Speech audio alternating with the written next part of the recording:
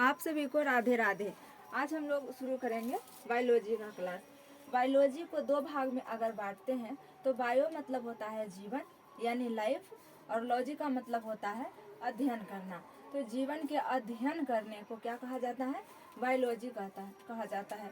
हिंदी में इसे क्या कहते हैं? जीव विज्ञान कहते हैं। इसे बायोलॉजी का जनक किसे कहा जाता है? जनक मतलब फादर। बायोलॉजी का पिता किसे कहा जाता है? तो अरस्तु को कहा जाता है। बायोलॉजी के पिता थे अरस्तु। उसके बाद ये अरस्तु कौन थे? बायोलॉजी के जनक थे। और इसमें बायोलॉजी में पढ़ा क्या जाता है? इसमें सजीवों का अध्ययन किया जाता है। तो सजीव के अध्ययन करने के लिए किसका इस्तेमाल किया जाता है? तो बायोलॉजी का इस्तेमाल किया जाता है। बायोलॉजी को दो भागों में बांटा जाता है। पहला हो गया जंतु विज्ञान और दूसरा होता है वनस्पति विज्ञान। तो जंतु विज्ञान को क्या कहा जाता है? जूलॉजी कहा जाता है, जूलॉजी। और वनस्पति विज्ञान को बॉटनी कहा जाता है। जंतु विज्ञान और वनस्पति विज्ञान। तो ये जंतु विज्ञान के खोज अरस्तु ने किए थे और बॉटनी यानी वनस्पति विज्ञान के खोज थियोफ्रेस्टस ने किए थे। थियोफ्रेस्टस वनस्पति विज्ञान के खोज किए थे।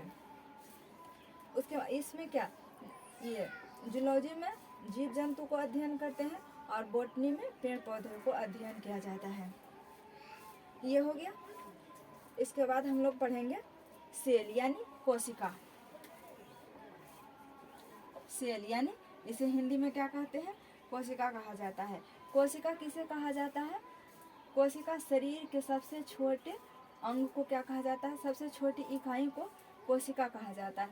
जिस तरह से हमारे घर में घर बनाने के लिए ईंट का प्रयोग किया जाता है, तो मतलब सारे ईंट में जो एक ईंट की भूमिका होती है वही हमारे शरीर में एक कोशिका की भूमिका होती है। तो शरीर के सबसे छोटी इकाई कौन हो गया? कोशिका यानी सेल। कोशिका के खोज किसने किए थे? तो रॉबर्ट हुक ने किए थे। रॉबर्ट हुक कोशिका के खोज किए थे, लेकिन इन्होंने मृत कोशिका की खोज किए थे। ये जो रॉबर्ट हुक है मृत कोशिका के खोज किए थे। और इसके बाद आए कोशिका के अध्ययन को साइटोलॉजी कहा जाता है। कोशिका के अध्ययन को क्या कहा जाता है?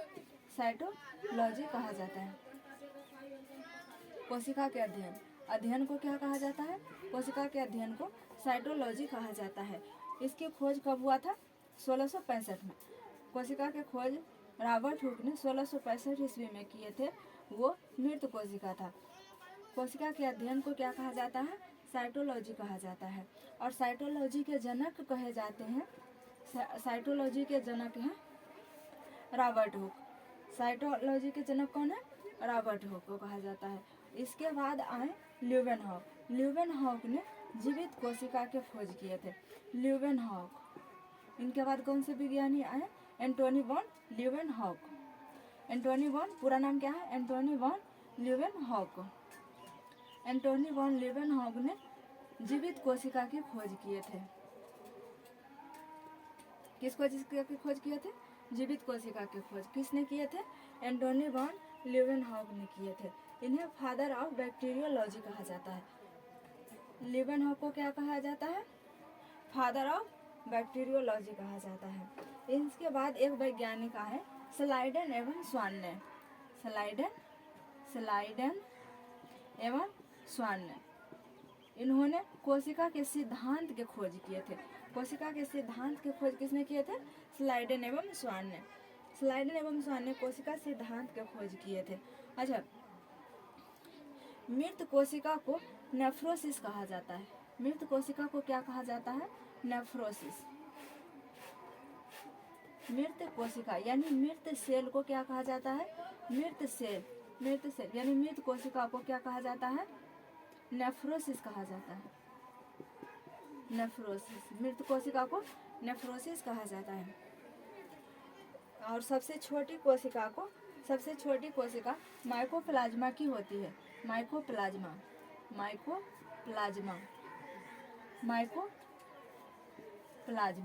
माइकोप्लाज्मा की सबसे छोटी कोशिका होती है। सबसे छोटी कोशिका, सबसे छोटी कोशिका किसको होती है? तो माइकोप्लाज्मा की होता है। और सबसे बड़ा कोशिका शुतुरमुर्ग के अंडे का होता है। शुतुरमुर्ग के अंडे, शुतुरमुर्ग के अंडे की कोशिका सबसे बड़े कोशिका होती है। शुतुरमुर्ग के अंडे की कोशिका सबसे बड़ी कोशिका होती है। और सबसे लंबे कोशिका तंत्रिका तंत्र की होती है। सबसे लंबी कोशिका किसकी होती है? तंत्रिका तंत्र की। सबसे लंबी कोशिका, लंबी कोशिका किसका होता है? तो तंत्रिका तंत्र की। तंत्रिका तंत्र की सबसे लंबी कोशिका होती है। तंत्रिका तंत्र कहाँ पाया जाता है? ये हमारे ब्रेन यानी मस्तिष्क में पाया जाता है। तंत्रिका तंत्र कहाँ पाया जाता है? हमारे मस्तिष्क में पाया जाता है। तो एक बार रिवाइज करेंगे। बायोलॉजी के जनक कौन है? अरस्तु है। जीव विज्ञान को कितने भागों में बांटा गया है? 2 भागों में। पहला है जूलॉजी, दूसरा है बॉटनी। जूलॉजी का मतलब जंतु विज्ञान और बॉटनी का मतलब वनस्पति विज्ञान। जूलॉजी के खोज किसने किए थे? तो अरस्तु ने किए थे। और बॉटनी के खोज थियोफ्रेस्टस ने किए थे। उसके बाद हम लोग सेल को समझे। सेल में मृत कोशिका की खोज किसने किए थे? रॉबर्ट हुक ने किए थे। कोशिका के खोज 1665 में किसने किए थे? रॉबर्ट हुक ने। कोशिका यानी और साइटोलॉजी कोशिका के अध्ययन को कहा जाता है। कोशिका के अध्ययन को क्या कहा जाता है? साइटोलॉजी कहा जाता है। जीवित कोशिका के खोज किसने किए थे? एंटोनी वॉन ल्यूवेनहॉफ ने किए थे। कोशिका के सिद्धांत किसने दिए थे? स्लाइडेन एवं सॉन ने दिए थे। मृत कोशिका को क्या कहा जाता है? नेफ्रोसिस कहा जाता है। और सबसे छोटी कोशिका किसकी होती है? माइकोप्लाज्मा की। और सबसे बड़े कोशिका होता है किसका? शुतुरमुर्ग के अंडे का। और सबसे लंबी कोशिका होती है तंत्रिका तंत्र की। सबसे लंबी कोशिका तंत्रिका तंत्र की। तंत्रिका तंत्र कहाँ पाया जाता है? तो ब्रेन में पाया जाता है। अब हम लोग समझेंगे कोशिका के अंदर क्या क्या चीज होता है। कोशिका के अंदर किस किस चीजों का वर्णन किया गया है उसे हम लोग समझते हैं। हाँ, तो अब हम लोग क्या समझेंगे? कोशिका में कौन कौन सा पदार्थ पाया जाता है। तो कोशिका के अंदर पाया जाता है mitochondria, ribosome, Golgi body, S for centrosome, और एल से लाइसोसोम, और एन से हो गया न्यूक्लियस। और इसके अंदर कोशिका के अंदर कुछ पदार्थ पाए जाते हैं द्रव के रूप में। गाढ़ा पदार्थ पाए जाते हैं, उसे जीव द्रव कहते हैं। क्या कहा जाता है? जीव द्रव कहा जाता है। और कोशिका के अंदर भी कुछ केंद्रक के अंदर भी कुछ जीव द्रव पाए जाते हैं। तो हम लोग सबसे पहले समझेंगे कोशिका के बारे में। कोशिका के अंदर क्या होता है? एक गाढ़ा पदार्थ होता है जो कि उसे हम लोग क्या कहते हैं? जीवन का भौतिक आधार कहते हैं। यह 2 प्रकार का होता है। एक केंद्रक के अंदर जो द्रव रहता है उसे केंद्रिका द्रव कहते हैं, और जो कोशिका के अंदर द्रव रहता है उसे कोशिका द्रव कहते हैं। पहले हम लोग इसके अंग के बारे में समझेंगे, फिर उसके बाद समझेंगे। अच्छा, तो क्या है कोशिका द्रव?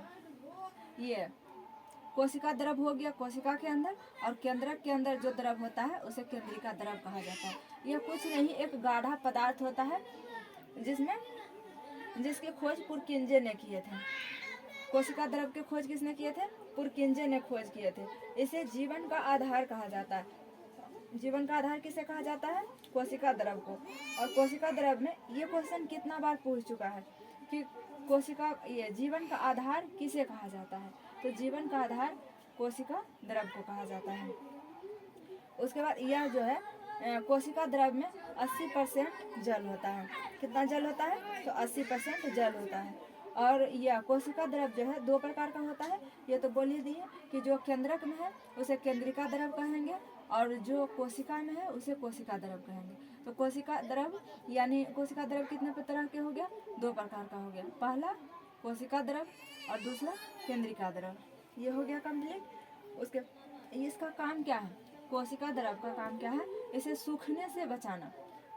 सूखने से, ये जो कोशिका के अंदर जो भी पदार्थ है उसे सूखने से कौन बचाता है? तो कोशिका द्रव बचाता है। ये क्वेश्चन कितना बार पूछ चुका है।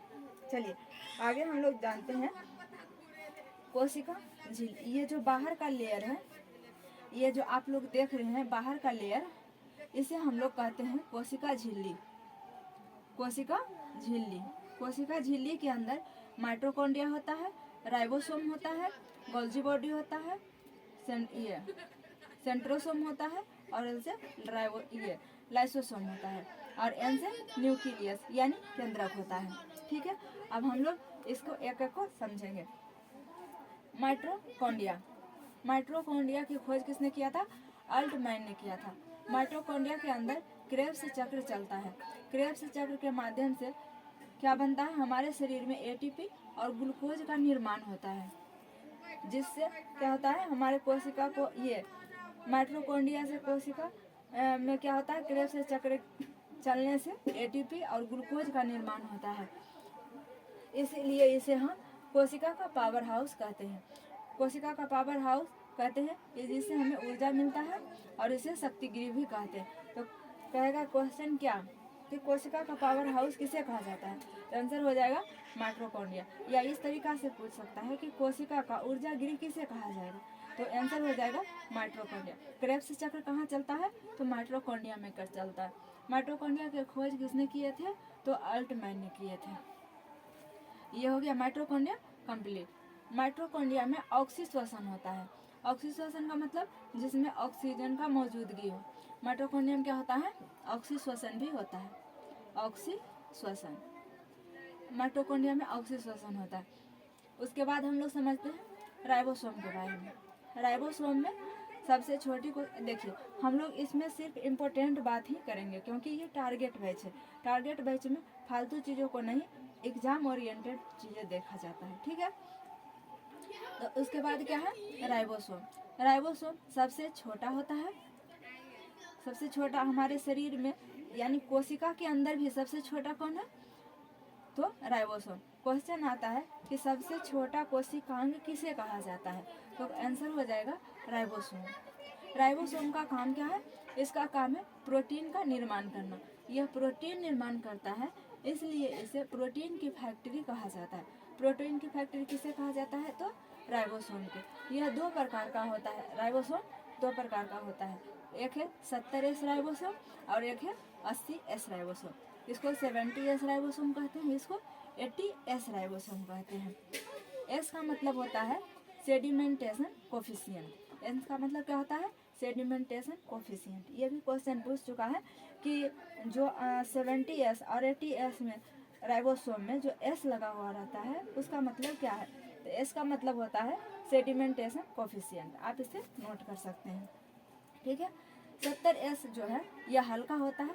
जब आपको संख्या से ही पता चल रहा है, 70 कम होता है इसलिए ये हल्का होता है, और 80 इससे भारी होता है। तो 80S क्या है? यह भारी होता है। यह यूकैरियोटिक कोशिका में पाया जाता है। 80S राइबोसोम जो है, 80S राइबोसोम यूकैरियोटिक कोशिका में पाया जाता है, और 70S राइबोसोम प्रोकैरियोटिक कोशिका में पाया जाता है। ये हो गया। उसके बाद है लाइसोसोम। लाइसोसोम के बारे में समझते हैं। कोशिका के अंदर क्या क्या चीज पाया जाता है? तो mitochondria, ribosome, lysosome, centrosome, Golgi body, और एन से न्यूक्लियस यानी केंद्रक। तो हम लोग समझते हैं लाइसोसोम के बारे में। लाइसोसोम की खोज किसने किए थे? तो डी डुबे ने किए थे। लाइसोसोम की खोज डी डुबे ने किए थे। यह इसका काम क्या है? इसका है पाचन करना। ये कोशिका के अंदर पाचन करने का काम लाइसोसोम का है। यह शरीर के अंदर, ये कोशिका के अंदर लाइसोसोम जब कट जाता है तो पूरी कोशिका नष्ट हो जाती है, इसलिए इसे आत्महत्या की थैली कहा जाता है। लाइसोसोम को आत्महत्या की थैली कहा जाता है। इसका कार्य क्या है? कोशिका का पाचन करना। कोशिका का पाचन कौन करता है? लाइसोसोम कर देता है। क्यों? क्योंकि वह कटकर पूरे कोशिका को ही समाप्त कर देता है। उसके इसका काम है जल अपघट एंजाइम भी पाया जाता है। लाइसोसोम में जल अपघट एंजाइम पाया जाता है। ये आरबीसी में जो है लाइसोसोम नहीं पाया जाता है। तो अब ये सोचेंगे कि आरबीसी में लाइसोसोम नहीं पाया जाता है तो ये मरने के बाद कहाँ जाता है? तो आरबीसी मरने के बाद स्प्लीन में जाता है। स्प्लीन को ही हिंदी में प्लीहा कहते हैं और तिल्ली कहते हैं। तो आरबीसी मरने के बाद कहाँ जाता है? स्प्लीन यानी तिल्ली में जाता है। इसलिए स्प्लीन को आरबीसी का कब्रगाह कहा जाता है। तो क्वेश्चन पूछता है इसमें, कितना बार पूछ चुका है कि आरबीसी का कब्रगाह किसे कहा जाता है, तो स्प्लीन को कहा जाता है। जल अपघट एंजाइम कौन है, लाइसोसोम है। ठीक है, लाइसोसोम के खोज किसने किए थे, तो डी डुबे ने किए थे। अब इधर समझते हैं ये सेंट्रोसोम के बारे में। सेंट्रोसोम के खोज किसने किए थे, तो बोवेरी ने किए थे। सेंट्रोसोम के खोज बोवेरी ने किए थे। सेंट्रोसोम के खोज होता है कोशिका का विभाजन करना। सेंट्रोसोम के काम क्या है, कोशिका विभाजन करना, कोशिका विभाजन करना। यह मस्तिष्क में नहीं पाया जाता है, सेंट्रोसोम मस्तिष्क में नहीं पाया जाता है। तो मस्तिष्क में कौन सा नस रहता है, तंत्रिका तंत्र रहता है। तंत्रिका तंत्र में कोशिका विभाजन नहीं होता है, इसलिए सर में चोट लगने से, ब्रेन में चोट लग जाने से क्या होता है, व्यक्ति का मृत्यु हो जाता है। यह सेंट्रोसोम जो है केवल जंतु कोशिका में ही पाया जाता है, यह पादप कोशिका में नहीं पाया जाता है। तो अब आप ये सोचेंगे कि कोशिका विभाजन पादप में कौन करता है, तो पादप में कोशिका विभाजन सेल प्लांट करता है। कौन करता है, सेल प्लांट। तो कोशिका में ये पादप में कोशिका विभाजन सेल प्लांट करता है। अब हम लोग समझते हैं ये गोल्जी बॉडी के बारे में। अब हम लोग समझते हैं गोल्जी बॉडी के बारे में। जी फॉर क्या होगा, गोल्जी बॉडी। गोल्जी बॉडी के खोज किए थे कैमिलो गोल्जी ने। गोल्जी बॉडी के खोज किसने किए थे, कैमिलो गोल्जी ने। यह कैमिलो गोल्जी का काम क्या है, यह पदार्थों का परिवहन करता है, पदार्थों का परिवहन करता है, इसलिए इसे यातायात का साधन कहा जाता है। तो हमारे कोशिका के अंदर यातायात का साधन कौन होता है, गोल्जी बॉडी होता है।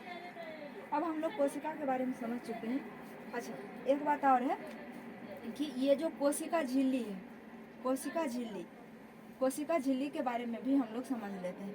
कोशिका झिल्ली के जो है यह जंतु और पादप दोनों में पाया जाता है। जंतु कोशिका और पादप कोशिका दोनों में पाया जाता है कोशिका झिल्ली। यह जो है कोशिका झिल्ली जंतु और पादप दोनों कोशिका में पाया जाता है।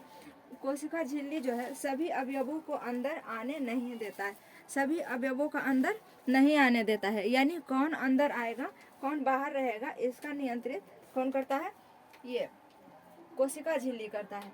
कोशिका झिल्ली अर्धपारगम होता है। कोशिका झिल्ली कैसा होता है, अर्धपारगम होता है। कोशिका झिल्ली के बाहर एक लेयर होता है, एक मोटा सा लेयर होता है, वह पादप कोशिका में पाया जाता है।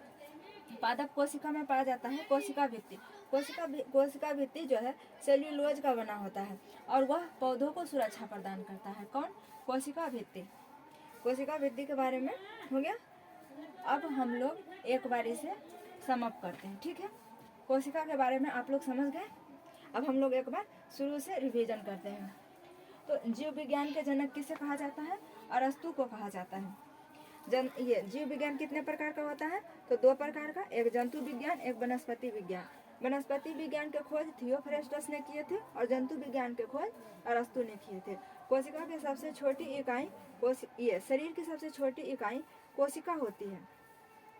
शरीर की सबसे छोटी इकाई कोशिका होती है और कोशिका के अध्ययन को क्या कहा जाता है, साइटोलॉजी कहा जाता है। 1665 ईस्वी में कोशिका के खोज किसने किए थे, तो रॉबर्ट हुक ने किए थे। फादर ऑफ साइटोलॉजी कोशिका को कहा father of cytology Robert Hooke को कहा जाता है और फादर ऑफ बैक्टीरियोलॉजी ल्यूवेनहॉक को कहा जाता है। ल्यूवेनहॉक ने जीवित कोशिका के खोज किए थे। इनका पूरा नाम होता है एंटोनी वॉन ल्यूवेनहॉक और कोशिका सिद्धांत के खोज स्लाइडन एवं स्वान ने किए थे। मृत कोशिका को नेफ्रोसिस कहा जाता है। सबसे छोटी कोशिका माइकोप्लाज्मा की होती है और सबसे बड़ी कोशिका शुतुरमुर्ग के अंडे की होती है। सबसे लंबी कोशिका तंत्रिका तंत्र की होती है जो ब्रेन में पाया जाता है।